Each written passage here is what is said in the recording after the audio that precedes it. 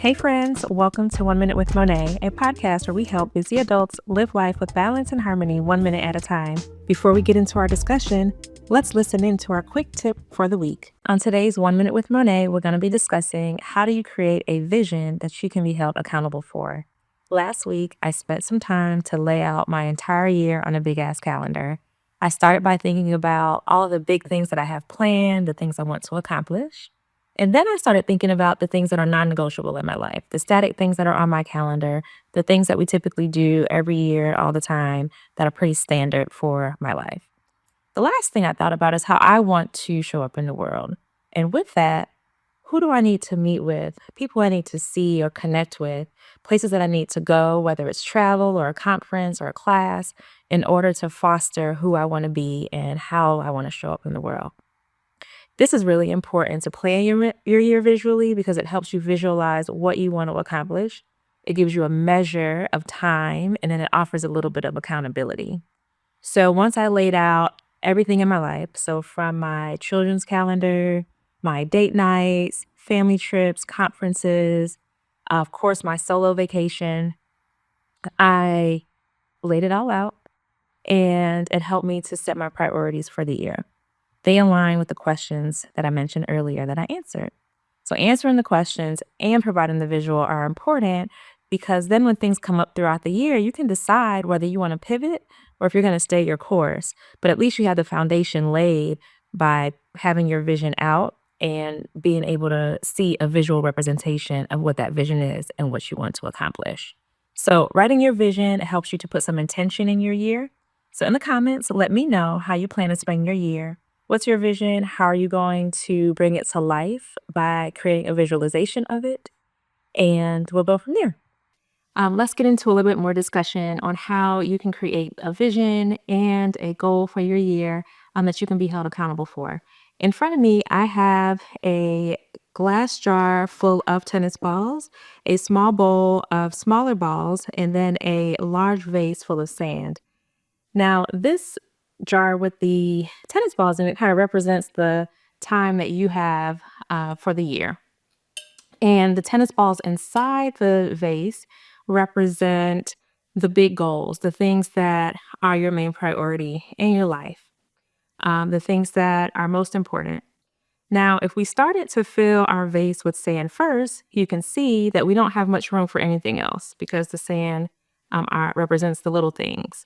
But if we prioritize the big things in our life, the things that are the goals for the year, those things that are priorities, those are the things that are most important for us, then we can fit everything else that's not as important around it.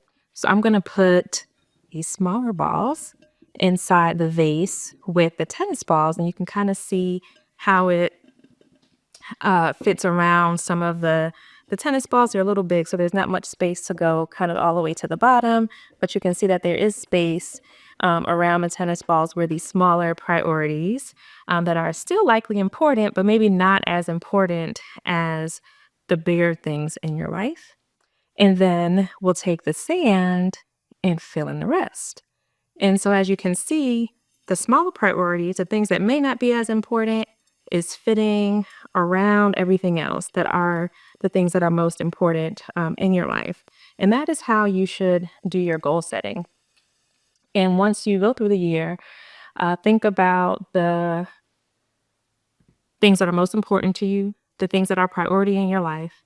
And so as things come up, you can decide, is this something that is going to fit in the time that I have? Are the smaller things going to conflict with my plans that I have already? And so this is how I think about my year, and I encourage you to do the same. Now, once we talked about in our 1 Minute with Monet, the intro, we talked about doing analysis of the bigger things in your life, the things that you want to accomplish, those bigger priorities, and then think about the things that are more static, the things that are going to happen or things that are going to be on your calendar from day to day. And the reason why that's important is because then you want to take that and start the plan for the year. And some people choose to do a vision board. I've done vision boards for several years where I've taken not only digital pictures and had digital representations of my vision board, but I've also cut out pictures from magazines, taking pictures off the internet to compile this vision, this beautiful image of what I wanted to see or do for the year. The problem with that, though, is that um, there was no accountability after that for me personally. And also, what I noticed is that the things that I had on my vision board year after year, they actually became some of my foundational principles or priorities that I now had. So there was always something about travel, always something about my relationship, always something about the children. So now these things are always going to be a part of what I do every year. I want my relationship to thrive. I want my children to succeed. I want to take a trip. I want to learn new things. And so now I just have to think about what are the specifics around each of those foundational priorities? What are the specifics of what I want to accomplish in each of those categories? And from there, I plan out my calendar. One of the things that I am pretty good at is thinking about the big goal. What do I want to achieve? And what I'm not so good at is setting boundaries around how to get there and what to do in order to achieve those goals, and to really create an action plan. So what I've done last year and also what I'm doing this year is really thinking about the steps that I want to take and need to take in order to reach those big goals and the accomplishments that I want to achieve for the year. And so it may not work always to, have the big picture without the actionable steps, because what's going to happen is that things will come up. You don't have any boundaries. You might not be disciplined. And then your life just gets consumed with any and everything that may come along. And you are distracted by everything else. And then your big priorities, your big dreams, your big goals may be set to the wayside. And we don't want that. So what does that look like in real life? You have your goals. Now, what do you do? So what I like to think about is working backwards. So you choose a goal that you want to achieve, and then you think about all the small steps that you want to do in order to reach that particular goal. So as an example, you may want to buy a house. Perhaps the first thing that you need to do is check your credit score, see if there are any improvements that you need to make, clean up any derogatory or negative items on that credit report. Then you may want to find a realtor, find a broker who can find you financing.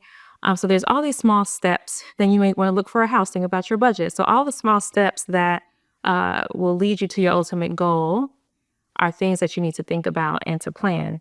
Same thing as if you wanted to open a business. You should write a business plan, do your research. Who are your competitors? What does the market look like? How are you going to compete in that market? What do you need to market your business? Then go to your state department and register your business. Figure out a website, register for a tax ID number. So all of these little steps are going to get you to your bigger dream, your bigger goal, your bigger accomplishment. And so you have to chunk it down into small bits and pieces, which for me actually is good because I can then see that my goal is attainable. I don't have to be stressed about, this huge goal and how I'm going to get there, because then because I've already made a plan, I've already thought about the steps that I need to take in order to reach that particular goal. So this is helpful because it makes your steps actionable, and then it makes your main goal more achievable. Now, what I do for my clients, I try to understand what their priorities are. I remind them throughout the year about those priorities. And I like to say I block and tackle. So if there are people who might want to meet with them and it may not be aligned with what they want to do, I try to, manage their schedule in that way. If there are appointments that need to be made or planning that needs to be done, I remind them of those things. I do it for them. I try to find the resources to help them reach their goals. And so if you have an assistant, you may, ask them to do the same thing. How can you be more open to sharing your goals and your dreams with your assistant so that they can make what you need a priority for the work that they are doing for you? Now, if you don't have an assistant, it's going to take a little bit of discipline, and that's okay. So what does implementing discipline look like for you? For me, it's about managing a calendar, scheduling it. If there's something I want to learn, I need to make sure that I put that on the calendar. If there is a class I want to take in order to achieve that learning, I need to do the research for that class, pay for the class. So if it's paid for, if it's scheduled, I'm there and I'm doing it. It can be something as little as working out. So for me, I am not a person who will get up and go down to my home gym. I really need a class. I need something scheduled. I need something that I'm going to pay for. And that's just what discipline looks like for me. So you have to think about what discipline looks like to you. And if there's any investments that you need to make, whether it's with your time, your talents, or your finances, then do what it takes in order to maintain that discipline so that you can reach your goal. So that's all I have for you today. Remember to think about your big goals, your big ideas. What are those things that are static in your life? Then the little things, when they come along, you can decide to pivot or you can decide to stay the course, but at least you know what your dreams are, what your accomplishments are going to be, and how you're going to get there. Until next time, see you later. Thank you for joining me this week. Let's continue the conversation on social media at 1 Minute with Monet on all channels. Also, don't forget to like, follow, and subscribe to our podcast on your favorite platform.